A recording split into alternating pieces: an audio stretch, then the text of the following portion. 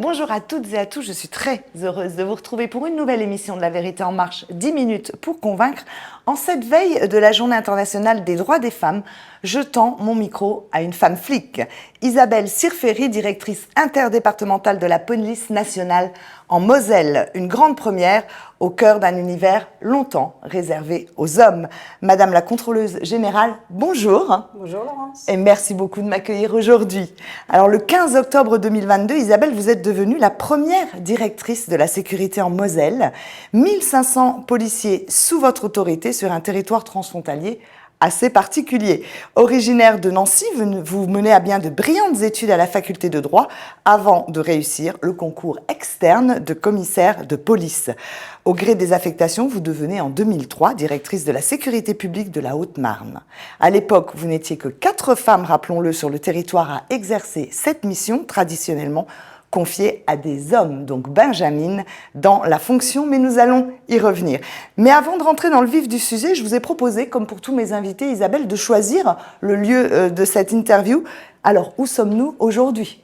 Alors j'ai longuement hésité Laurence, parce que j'aurais pu vous proposer au laboratoire de police scientifique, dans une salle d'audition, au centre d'information et de commandement, et puis finalement j'ai choisi mon bureau, parce que c'est un endroit un peu solennel qui représente aussi bien la fonction. C'est l'endroit où je me réfugie pour réfléchir quand j'ai besoin de m'isoler. C'est l'endroit où je reçois les policiers. C'est l'endroit où on prépare les plus grandes réunions, les plus stratégiques. Et puis c'est l'endroit où je reçois les partenaires. Voilà. Tout un symbole et toutes vos journées, on va dire une partie de vos journées. À quel moment vous avez décidé, Isabelle, de vous orienter vers la police ? Comment vous est arrivé ce choix ? Alors, je ne vais pas vous dire que c'est une vocation, parce que ce n'est pas vrai. Je voulais faire du droit. En fait, j'avais vraiment une appétence pour la matière juridique, le raisonnement, voilà, beaucoup d'intérêt pour ça. Je me suis engagée dans les études de droit, et puis, au fur et à mesure, j'ai approché diverses matières, le droit pénal, la criminologie. Je me suis renseignée sur les différents métiers qui pouvaient déboucher de ce cursus. Et puis, c'est devenu après comme une évidence d'avoir un métier, d'une part, qui traitait du droit, ma matière favorite, et puis un métier d'action, un métier en relation avec le public, puis un métier qui correspondait à mes valeurs. Voilà. Très bien. Alors, l'écrasante majorité d'hommes dans les effectifs, ça, à un moment donné, ça ne vous a pas dissuadé ? Vous ne vous êtes pas dit « Waouh, ça va être un peu difficile ». On n'y pense pas, Laurence. C'est quand on a envie de faire un métier, on ne regarde pas s'il y a plus d'hommes, plus de femmes, profession féminisée ou pas. Et puis, je ne suis pas la pionnière en police nationale. Bien d'autres femmes sont passées avant moi et on fait une jolie carrière. Voilà. Donc, les quotas ont disparu depuis plus de 30 ans en police nationale. J'ai jamais éprouvé de difficulté à exercer ce métier en tant que femme de l'intérieur. Voilà. Même si souvent je reçois encore des courriers où il écrit Monsieur le commissaire, voilà. Mais à l'intérieur de l'institution, non. Non, plus de soucis. Alors, plus jeune DDSP de France, ça rejoint un petit peu la question précédente. Est-ce que vous avez dû quand même un peu jouer des coudes ou pas du tout ? Ça a été tranquille ? Alors en 2003, j'ai reçu, je me souviens très bien de ce moment, un appel où effectivement mon directeur central m'a proposé le poste de directrice départementale de la sécurité publique de Haute-Marne, à Chaumont. J'avais un quart d'heure pour me prononcer. Voilà. J'avais 33 ans à l'époque. Et puis, j'ai décidé de relever le challenge. Voilà, une femme, 33 ans, il fallait ouvrir la voie, je l'ai fait. J'ai eu des autorités qui ont été formidables, qui ont vraiment accueilli cette nouveauté avec plaisir, qui ne m'ont jamais fait de difficultés, ni par rapport à mon âge, ni sur le fait que je sois une femme. Et puis, je me suis beaucoup inspirée des autres femmes qui étaient déjà dans la fonction, et puis de collègues qui étaient bienveillants. Et voilà. Et aujourd'hui, 33 ans pour être directeur, c'est plus une nouveauté. Et je suis assez fière d'avoir ouvert la voie à tout ça. Je comprends parfaitement. La création des directions départementales de la police nationale, donc en 2024, là on passe à autre chose, a fait quand même grincer des dents au niveau des syndicats. C'est une affaire classée aujourd'hui ou est-ce que tout est rentré dans l'ordre en interne à ce niveau-là ? 2024, 1er janvier 2024, la création donc des directions interdépartementales ou départementales de la police nationale, donc qui ont repris l'ensemble des directions de police sous un commandement unique, assez transparent pour le grand public, puisque en fait de l'extérieur, ça n'a pas apporté de grandes nouveautés, une vraie révolution à l'intérieur de l'institution policière. Alors il y a eu des craintes, vous parliez, des organisations syndicales qui ont porté la voix de leurs adhérents. La crainte venait surtout des directions très spécialisées qui ont eu peur de perdre leurs compétences et leur technicité. Ça fait plus de 2 ans maintenant. Comme tout changement, il a fallu faire un accompagnement, il a fallu rassurer et montrer que finalement on allait vers une mise en cohérence de toutes nos compétences.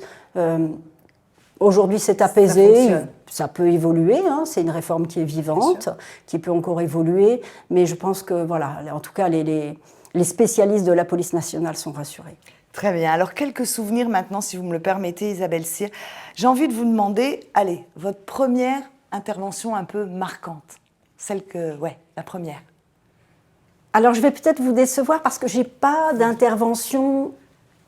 Voilà, sur les premiers mois, ou voire même les premières années, ce qui m'a marqué quand je suis rentrée en police nationale, j'avais 26 ans, je rentrais dans une direction opérationnelle, je prenais la tête d'un service. C'est la violence de la société, et puis la confrontation à la mort. Je dois dire que j'avais eu la chance d'avoir été assez épargnée sur ces thématiques-là, dans ma vie privée précédemment, au cours de mes études et dans mon cercle familial. Voilà. Et peut-être que mon premier souvenir, vous voyez, ce ne sera pas un événement, ce ne sera peut-être pas un fait divers, mais cette confrontation, effectivement, pas simple. Quand on est jeune commissaire. J'imagine. Et quelle a été peut-être la plus délicate dans ces cas-là de vos missions? Alors, je vais vous faire rire. J'aimerais bien. 1999, j'étais toute jeune commissaire, une manifestation d'agriculteurs. Et c'était très sérieux, on a pris notre mission très au sérieux. Et puis, ils étaient un peu joueurs, nos agriculteurs, et ils nous ont fait un lâcher de petits cochons. Dans les jardins de la préfecture de l'Aisne, c'était à Laon, voilà. Et donc moi, toute jeune commissaire, avec mes équipes, on a dû aller dans les jardins pour aller récupérer tous ces petits cochons sans les blesser et pour finir par les remettre à ces agriculteurs, voilà, qui ont bien ri de nous voir, voilà. Oui, ça a dû les amuser, les connaissent un petit peu, ça. Voilà. Alors il reste quelques photos, mais qui sont classées confidentielles. Confidentielles, d'accord, ok, presque secret défense. Votre plus grande satisfaction, Isabelle, à aujourd'hui? Eh ben, ma satisfaction, c'est la satisfaction des victimes. C'est le sens de notre métier. Ma plus grande satisfaction, c'est de voir une victime qui est satisfaite de l'action policière et qui repart contente, si on peut dire, soulagée de notre action et de ce qu'on a pu lui apporter. Voilà. Le regret auquel vous pensez peut-être encore un peu aujourd'hui, est-ce qu'il y a un regret, quelque chose? Alors, je ne suis pas quelqu'un qui regrette les choses. J'avance, je regarde devant moi et bon, après, je sais qu'il faut quand même tirer les leçons du passé. Bien évidemment. C'est important, mais n'empêche pas l'autre. Non, pas de regret. On avance. Alors, quelles sont en 2026 vos priorités entre le traitement des violences et les rodéos urbains, en passant par la lutte contre les prédateurs sexuels, les narcotrafiquants? Comment tout ça, un petit peu, ça se passe pour vous aujourd'hui? Alors Laurence, vous savez, l'institution policière est une institution très hiérarchisée. On est donc placé sous l'autorité du ministre de l'Intérieur. Alors mes priorités, ça sera les priorités du ministre de l'Intérieur. D'accord. Il l'a déjà énoncé, la lutte contre le narcotrafic, c'est un fléau. Il faut vraiment mettre tous les moyens pour lutter contre le narcotrafic, l'accompagnement des victimes. La lutte contre les violences intrafamiliales et puis la sécurité du quotidien, très important. Il n'y a pas de petites infractions, il n'y a pas de petites incivilités pour celui qui en est victime. C'est vrai. Donc ce sont mes priorités parce que c'est les priorités du ministre de l'Intérieur et ma feuille de route m'a été fixée par le préfet de Moselle en reprenant ces items. Voilà. Très bien. Alors, est-ce que vous avez les moyens de vos ambitions? J'allais dire particulièrement en matière de formation, c'est un secteur que vous connaissez parfaitement puisque vous avez été directrice zonale chargée du recrutement et de la formation, si mes informations sont justes. C'est exact, voilà. Alors, est-ce qu'aujourd'hui vous avez les moyens de vos ambitions? Alors, on a les moyens. Vous savez, effectivement, mon goût pour la formation, parce que je pense qu'on ne peut pas aujourd'hui exercer un métier, on ne peut pas être policier sans être formé tout au long de sa carrière. On a des fonctions qui sont très techniques, voilà, donc on doit chaque jour se remettre en question. Et puis, il y a des domaines nouveaux, on évolue comme évolue la société, en termes d'investigation, le développement de la cybermenace, de la cybercriminalité, tout ça, voilà, fait que les policiers, chaque jour, doivent se remettre en question sur leurs connaissances. Et puis, tout ce qui est gestes et thématiques professionnelles d'intervention. Très bien. Alors, est-ce que je peux vous demander où en sont un peu les courbes de la délinquance et des incivilités en Moselle?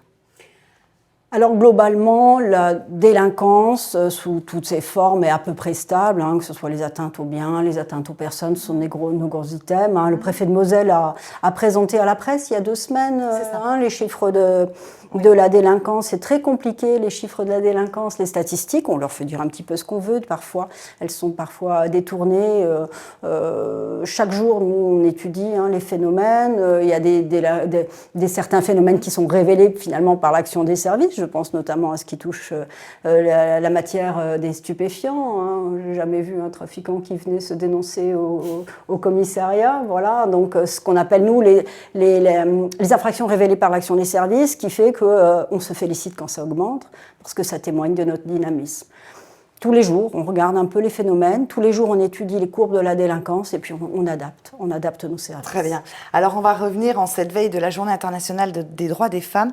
Quelle est votre expertise sur les agressions, les harcèlements, les menaces contre les femmes en Moselle? Parce qu'il y a eu beaucoup d'actions de menées, on en entend parler, maintenant la parole est plus libérée. Quels sont un petit peu, quels sont vos points de vue là-dessus? Comment ça se passe? C'est une bonne chose, la libération de la parole, évidemment. Moi, voilà, c'est important. Je ne peux pas accepter, ça m'est insupportable d'imaginer qu'aujourd'hui, une femme se promène dans la rue et puisse être agressée ou harcelée par le seul fait d'être une femme. Voilà. Donc ça fait partie de mes priorités, ça fait partie de nos priorités, effectivement, de lutter contre tous ces comportements, avec les évolutions législatives aussi, puisque c'est facilité, notamment avec le harcèlement de rue aujourd'hui, qui est une infraction pénale. Voilà. Et on travaille beaucoup avec les partenaires en marge, et notamment sur les aspects de prévention des violences faites aux femmes. Très bien. Alors, si vous deviez retenir une action à destination de la protection féminine que vous avez instaurée ou peut-être renforcée, je ne sais pas, ça serait laquelle? Quand je réfléchis à mes 30 années passées en police nationale, ça a été une révolution pour la police nationale, sur l'approche, sur la prise en compte, et une approche aujourd'hui qui est plus complète, voilà. Et moi, j'ai à cœur de travailler avec notamment le monde associatif et avec d'autres partenaires, avec les psychologues. On a désormais dans nos services des psychologues d'aide aux victimes, on a des intervenants sociaux également. L'idée, c'est d'avoir une approche globale de l'ensemble des phénomènes, et notamment sur les violences, et encore plus sur les violences intrafamiliales. Voilà. Très bien. Alors, en interne, pour la place des femmes dans votre administration, vous avez un petit mot à me dire? Dans les années 70, il y avait une campagne de recrutement et on voyait un homme en uniforme et c'était marqué « La police, un métier d'homme ». Voilà. Alors aujourd'hui, moi, c'est de démontrer qu'aujourd'hui, enfin, je ne sais même pas si encore a besoin de le démontrer finalement, que la police, ce n'est pas un métier d'homme. Voilà. Très bien. Alors, à cet instant de l'échange, maintenant, Isabelle, je vais vous proposer de choisir entre 2 propositions qui s'offrent à vous dans le cadre de cette journée. Ça va être ciblé sur cette Journée internationale des droits des femmes. C'est une manière pour nous d'un peu mieux cerner votre personnalité. D'accord? Ça va un peu vite, c'est un peu comme un jeu de ping-pong. Donc, je vous donne 2 choix et vous en choisissez un des 2. Si c'est vous, je ne veux pas me fâcher. Si vous pouvez me dire les 2, vous pouvez en choisir un 3e. Allez, on va être un petit peu tranquille. Vous êtes prête? Prête. Top départ. Simone Veil ou Marie Curie? Les deux. Angela Davis ou Sœur Teresa? Angela Davis. Eva Joly ou Arlette Laguiller? Eva Joly. Brigitte Bardot ou Greta Thunberg? Alors je dirais Brigitte Bardot, parce que quelle que soit la cause, il faut respecter les valeurs républicaines. Marie-Josée Pérec ou Laure Manodou? Alors Marie-Josée Pérec, mais uniquement pour la discipline. Voilà, parce qu'elles sont toutes les deux admirables. J'adore le sport. Miu Miu ou Catherine Deneuve? Catherine Deneuve, une grande actrice. Barbara ou Céline Dion? Barbara. Simone de Beauvoir ou Françoise Sagan? Simone de Beauvoir. Virginie Grimaldi ou Mélissa d'Acosta? C'est pas mes lectures. Très Voilà. bien. Claire Chazal ou Anne Sinclair? Ah, alors Anne Sinclair, parce que je regardais, quand j'étais adolescente, tous les dimanches soirs, je regardais l'émission 7 sur 7.